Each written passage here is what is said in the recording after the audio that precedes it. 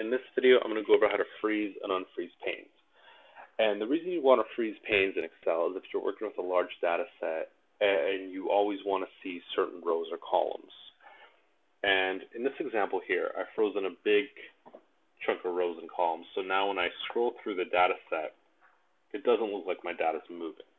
And so if I wanted to unfreeze these panes, I'd go to the View tab, select Freeze Panes, Unfreeze Panes. And now as I'm scrolling, you'll see a difference. Now it looks like I'm actually moving through the data. Now, if I just wanted to freeze the first row in this data set, I'd go back to Freeze Panes and Freeze Top Row. And now, as I'm scrolling down, I still see row 1.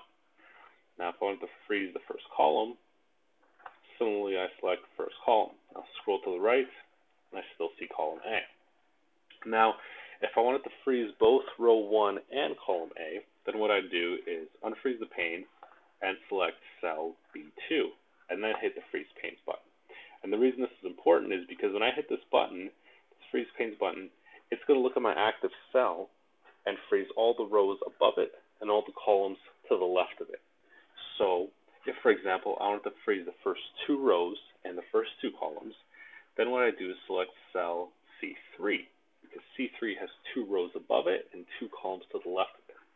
So now, if I unfreeze panes, freeze them again, now I've got the first 2 rows and the first 2 columns frozen. Now as I scroll through, I still see those columns and rows. That's about it for freezing panes.